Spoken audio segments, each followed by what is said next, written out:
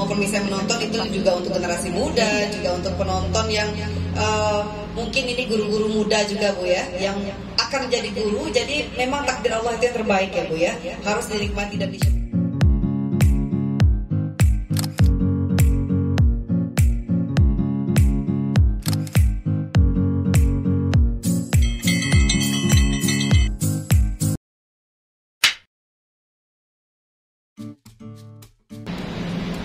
Assalamualaikum warahmatullahi wabarakatuh, pemirsa FTSN 1 Padang TV. Perkenankan saya kembali menyapa pemirsa semua di pagi hari yang hampir cerah ini, karena mungkin masih jam 8 lewat ya pemirsa, jadi belum terlalu naik mataharinya. Nah, walaupun sedikit mendung, semoga semangat dan keyakinan kita semua tetap mewarnai hari kita. Karena tentunya hari ini kita kembali dihadirkan dengan narasumber atau bintang tamu kita yang memang akan membagikan kisah-kisah yang akan kita petik pembelajaran dari narasumber kita hari ini.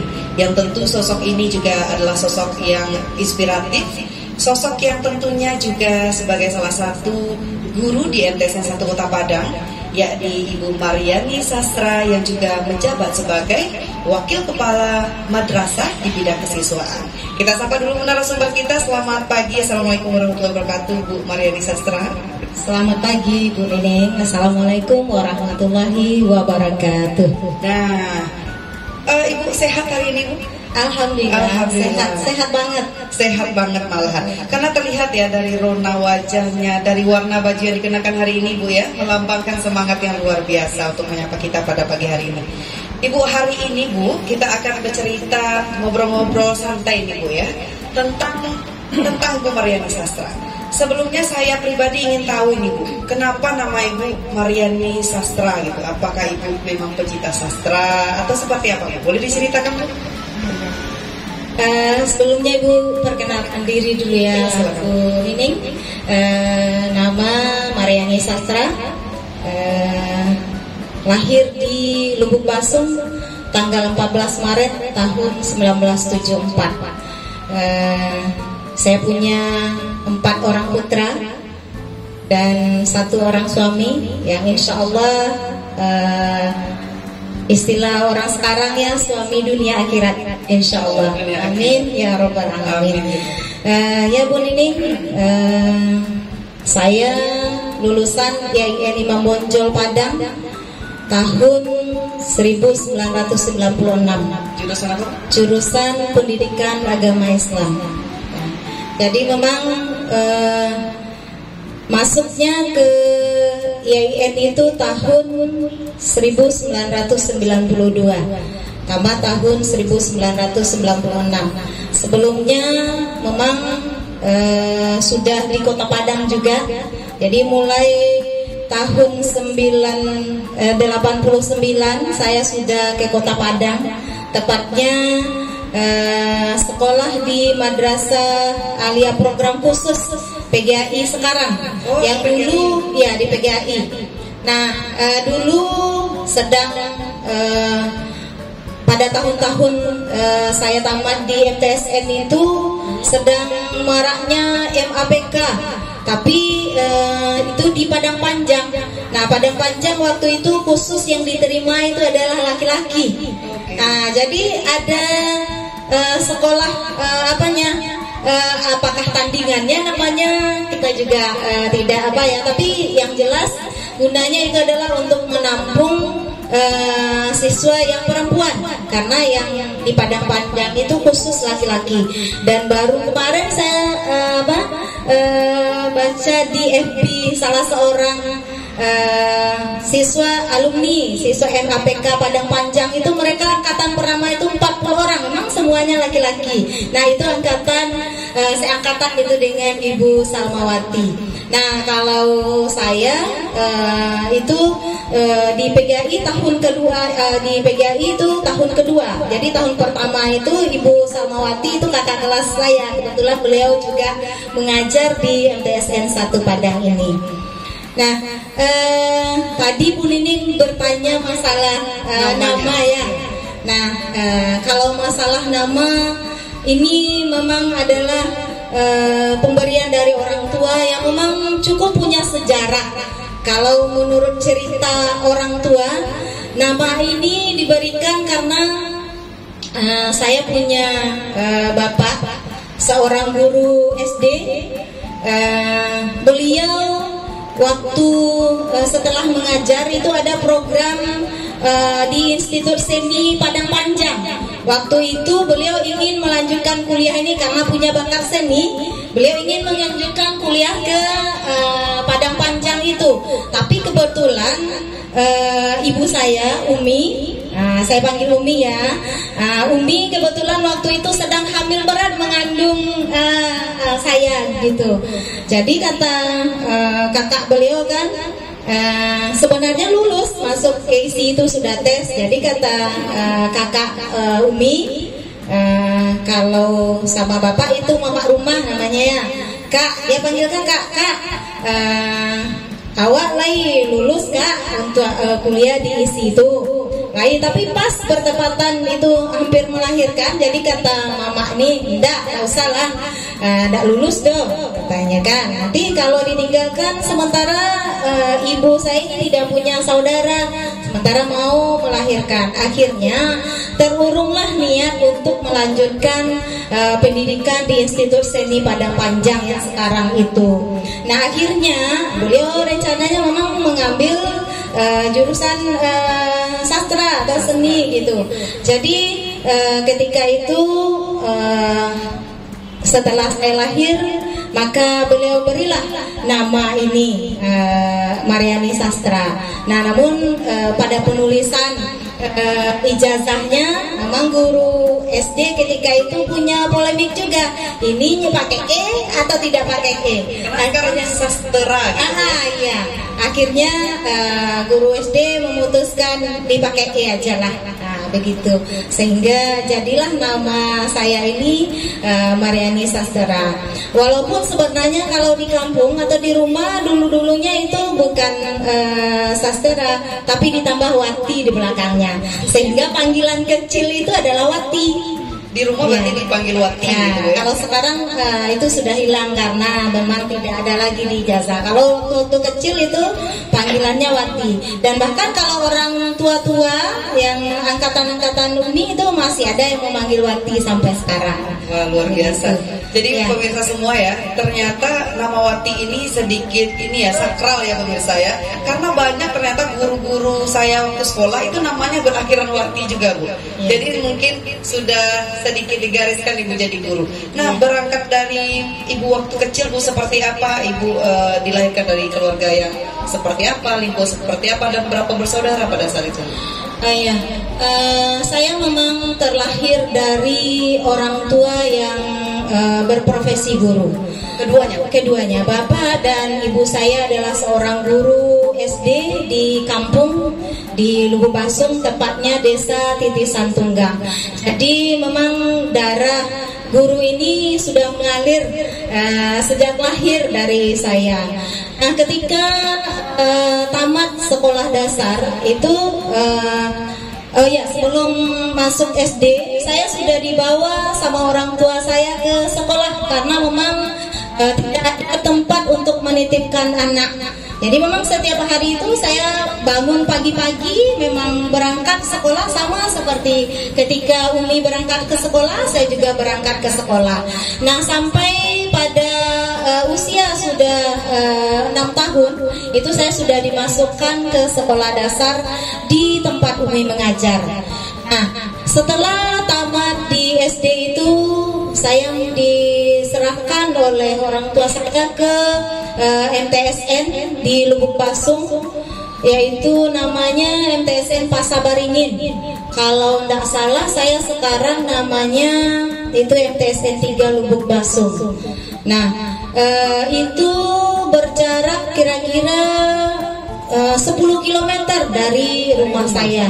Jadi ketika itu transportasi ini agak susah, tidak seperti zaman sekarang ini. Saya tamat SD itu sudah dikoskan oleh orang tua saya di dekat sekolah itu. Seumur itu? Ya, seumur itu. Tamat SD saya sudah kos dan pulang sekali 1 minggu. Jadi pagi-pagi Senin atau Minggu sore saya diantarkan oleh orang tua saya naik motor ke MTSN itu, nanti pulangnya hari Sabtu sore. Hari Sabtu sore. Kadang-kadang bahkan dengan lokasi yang kira-kira lebih kurang 10 km itu kami bersama-sama jalan kaki pulangnya. Nah, karena ada beberapa orang teman yang juga disekolahkan di sana, jadi kami sering jalan kaki pulangnya. Nah, jadi memang karena transportasi susah dan juga menghemat. Kalau sudah akhir-akhir minggu itu sudah hari Sabtu, uang belanja sudah tidak ada lagi. Jadi ya tidak ada ongkos, pulang kampung jalan kaki begitu. Oke. Ya. Nah, berarti pemirsa ya, setelah kita lihat tadi ternyata Bu Maryani Sastra sekolahnya bertingkat sekolah yang agama semua ya Bu ya. Iya. Nah, kita juga menemukan ini Bu, ternyata beberapa siswa kita ada yang merasa ini misalnya SD-nya umum begitu Bu ya. Ternyata masuk ke MTSN mungkin dengan pelajaran agama yang cukup lebih banyak begitu Bu dari sekolah yang di luar MTSN begitu Bu. Banyak yang tidak bisa menyesuaikan diri Ibu, susah Bu hafalannya, susah ini itunya gitu. Sedangkan Ibu kan sudah mengalami ini Bu, bertingkat-tingkat sekolah agama. Apa sih Bu tips yang dibagikan yang bisa kita sharing kepada siswa kita? Kalau ingin sekolah agama itu yang perlu seperti apa begitu Bu? Karena kan ada yang kesulitan dengan hafalan, ada yang kesulitan dengan adaptasi pembelajaran agama itu, ada beberapa bidang begitu Bu ya, berbeda dengan sekolah lain yang agama itu cuma satu mata pelajaran saja begitu Bu. Apa tipsnya Bu untuk siswa? Saya pikir ketika kita mau tidak ada yang sulit. Tapi ketika kita tidak mau atau kita sudah enggan dari awalnya, semudah apapun itu pasti akan terasa sulit. Orang bilang bahasa Inggris itu sulit. Ternyata bagi orang yang mendalami bahasa Inggris itu ternyata bahasa Inggris itu tidak sulit. Karena apa? Karena dia mau. Malah mengasihkan begitu. Malah mengasihkan. Begitu juga kalau di sekolah yang bernotabene madrasah ya, itu ada pelajaran bahasa Arab. Banyak anak-anak atau siswa yang menyatakan bahwasanya pelajaran bahasa Arab itu sulit. Tapi ternyata ketika kita mau, tidak ada yang sulit. Nah, Ibu selalu bilang kepada siswa, nak, kalau semua bilang sulit, lalu apa yang mudah bagi Anda? Nah, mata pelajaran bahasa Arab sulit, bahasa Inggris sulit, bahasa Indonesia sulit juga karena bahasa kita bahasa Minang. Nah, matematika sulit. Nah, kalau begitu apa yang mudah bagi Anda? Yang mudah itu sebenarnya adalah kemauan. Kemauan atau motivasi dalam diri kita itu membuat semuanya itu terasa mudah karena kita menjalaninya dengan sepenuh hati. Tapi kalau kita menjalaninya dengan setengah-setengah hati, apapun pasti akan terasa sulit. Dan untuk pelajaran bahasa Arab itu berbeda sekali dengan bahasa lain. Ditambah dengan motivasi dalam diri kita bahwasannya agama kita adalah agama Islam. Rasul kita adalah Nabi Muhammad. Nabi Muhammad itu dilahirkan di kalangan bangsa Arab. Otomatis beliau adalah orang Arab. Otomatis juga beliau adalah mencintai dan mengetahui bahasa Arab. Nah, lalu kita sebagai dan Al-Quran yang merupakan pedoman hidup kita itu diturunkan oleh Allah Subhanahu wa taala dalam bahasa Arab. Otomatis untuk bisa menggali sumber agama kita itu otomatis kita harus memahami dan mencintai bahasa Arab itu sendiri. Nah, oleh sebab itu kecintaan terhadap sesuatu itu harus kita tanamkan dengan sepenuh hati. Itu saja Bu Nini tipsnya ya Bu ya. Nah, ternyata ada sebuah buku mengatakan ya Bu ya, yang membedakan manusia itu hanyalah kemauan. Nah, ternyata pembeda kita itu cuma kemauan. Tidak ada standar sukses atau tidak sukses Bu ya. Asal mau ternyata itu bisa. Dan benar kata Menteri Susi, Bu Menteri yang lama ini Bu, katanya bahagia itu adalah energi. Berarti ketika kita mencintai sesuatu ya Bu ya, ketika kita bahagia terhadap sesuatu, energi kita akan lebih banyak lagi. Tapi ketika tidak suka ya Bu ya, tentu energinya juga berkurang begitu ya pemirsa ya. Nah, waktu sekolah ini Bu, saya ingin tahu Ibu siswanya seperti apa sih Bu waktu sekolah? Apakah memang jangan-jangan Ibu punya hobi lain, misalnya hobi musik, olahraga, atau siswa yang seperti apa sih Bu? Sebenarnya tidak ada yang berlebih Bu dari saya Bu Nining. Semua mengalir biasa-biasa saja. Tapi yang namanya kita terlahir dari orang tua yang berprofesi guru, segala sesuatunya itu memang kita dididik, baik disiplinnya kita dididik dari awal. Dan memang saya punya seorang bapak yang itu lumayan keras tapi mengasihkan. Gimana kerasnya? Ketika harus bangun subuh, beliau cuma panggil, "Nak, sudah subuh, bangun." Nah, satu kali beliau panggil kita belum bangun, kali yang keduanya langsung nada suaranya berubah. Nah, itu kalau bahasa sekarangnya, kalau sudah terdengar seperti itu, kami tabang buah tuh. Jadi pagi-pagi dengan udara yang merasa asap ini, kami sudah bangun pagi-pagi, tidak ada satu orang pun di antara kami Ibu bersaudara 6 orang ya Bu Ning, 6 orang, saya satu-satunya perempuan. Nah, kok dikecean manjo mungkin, ayo, tapi mungkin Mbak Aloka manjo dengan orang tua yang hanya seorang pegawai rendahan, hidup di desa, ditupang dengan petani ya, dan gaji guru sewaktu itu mungkin dikatakan cukup untuk makan. Kalau kita katakan tidak, mungkin tidak enak juga ya, karena makan kita di situ. Tapi bolehlah dikatakan hanya serba cukup begitu. Nah, sering itu tidak ada istilah, kata Bapak, tidak ada istilah manjo-manjo. Ketika Allah Subhanahu Wa Taala sudah memanggil, tidak ada yang didengarkan kecuali panggilan Allah. Ketika azan subuh itu sudah berkumandang, kami langsung ketika dibangunkan langsung. Nah, begitu juga. Nah, salah satu tips disiplin itu memang membuat saya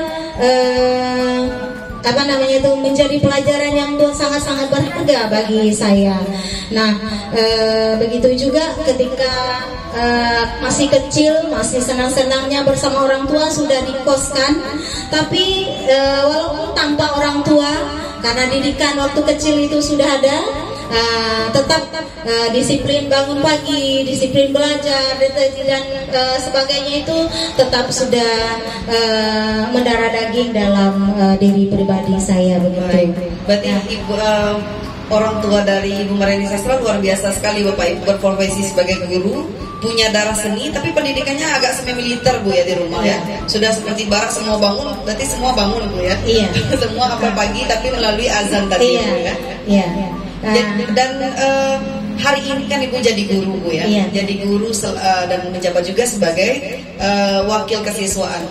Punya cerita unik tidak Bu ya selama menangani siswa ini Bu? Karena itu kan bagian kesiswaan. Iya. Kadang-kadang siswa kalau Ibu wakil kesiswaan sudah datang agak deg-degannya berbeda gitu ya. Tiba-tiba perasaan disida gitu ya, perasaan oh ada nggak ya yang salah begitu Bu? Ada cerita menarik nggak Bu selama menghadapi siswa Bu? Ya. Kalau dibilang menarik, yang jelas kita punya punya kesimpulan bahwasanya setiap siswa itu punya karakter yang berbeda. Nah, jangankan siswa yang satu kelas 32 orang atau satu madrasah 911 orang, anak kita saja di rumah kembar sekalipun itu punya karakter yang berbeda. Jelas tidak bisa kita samakan. Nah, ketika kita menyamakan satu dengan yang lainnya, pasti mereka akan dongkol. Katanya kadang-kadang 911 siswa itu kadang-kadang wajahnya sama, bisa-bisa salah. Ketika kita sudah marah-marah, ini kamu kemarin ini juga ya, sekarang hari ini juga, berarti apa yang disampaikan kemarin tidak lengket di kepalamu hingga hari ini kamu, Bu, indah awak deh Bu, itu lain lo patang mah. Nah itu, wah kaget ya. Berarti salah orang. Iya, salah orang. Satu salah orang. Yang kedua, nah kenapa ya kamu begini-begini ya, sama saja dengan temanmu. Bu, indah samu deh Bu, awak beda Bu, katanya kan. Nah kembali lagi, jadi berpijak dari itu kita memang harus serba hati-hati juga. Kalau memang kita ingin siswa kita berprestasi, siswa kita baik sesuai dengan apa yang kita inginkan, tentunya sesuai dengan tuntunan Allah Subhanahu wa taala. Kata orang, kita harus ketika saatnya kita harus keras, kita memang harus keras. Tapi ketika saatnya kita menghalusnya, kita juga harus melakukan hal yang seperti itu. Berarti dengan karakter yang berbeda-beda ini, cara menghadapinya pun beragam juga ya. Nah, jangan notabene, bahkan memang ada yang siswa seperti yang Bu Nining katakan tadi, dengan suara ibu itu saya latapan yang panjang kali ngolak. Kadang-kadang ibu bilang, emang kamu ingin suara ibu seperti itu lagi kedengarannya? Padahal gitu loh Bu Neng, ketika awal-awal menjadi guru ini saya mengajar di di STAI DKI. Nah, saya sebenarnya bercita-cita mau jadi dosen sebenarnya, tapi akhirnya menjadi dosen di MIN. Awal pertamanya diangkat di MIN 3 Kota Padang sekarang itu, tepatnya di Gunung Pangilur. Nah, jadi ketika itu sebelumnya mengajar di STAI itu, saya dikasih mikrofon. Mengajar itu satu kelas itu 40 orang. Saya dikasih mikrofon sama teman saya, namanya Ibu Raudati Ruslan, dan itu juga adalah guru saya waktu di PGRI. Kenapa Uni kok saya dikasih mikrofon? Katanya kan ke belakang, katanya kan begitu pelannya, begitu kecilnya suara saya begitu. Tapi ketika sudah mengajar di MIN 3 Kota Padang itu saya masih ingat. Nah, awal pertamanya mungkin kelabakan juga. Ketika baru tamat kuliah kita menghadapi mahasiswa yang ketika kita panggil, saudara mau kuliah? Iya Bu, ya silakan. Nah, kita menyapa seperti itu ya. Tapi ketika saya sampai di MIN itu, ketika saya panggil kan masih anak-anak. Nah, di sini siapa namamu? Nyaris dia berlonjak-lonjak. Apalagi ketika kita mengajar, seolah-olah ini suara entah terdengar tanda yang jelas. Ketika kita sapa, dia acuh cuek saja.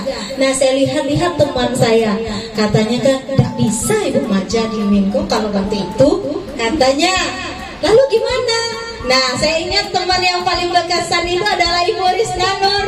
Nah, dia masih mengajar di MIN 3 sekarang. Katanya kalem-kalem gitu anak-anak nanti justru malah ribut semuanya. Nah, akhirnya 1 tahun, 2 tahun mengajar di MIN itu, suara saya nyaris terdengar satu madrasah itu. Katanya, apa bilang teman saya, kalah loh suara ibu teman. Nah, ternyata lingkungan itu memang membuat kita berubah.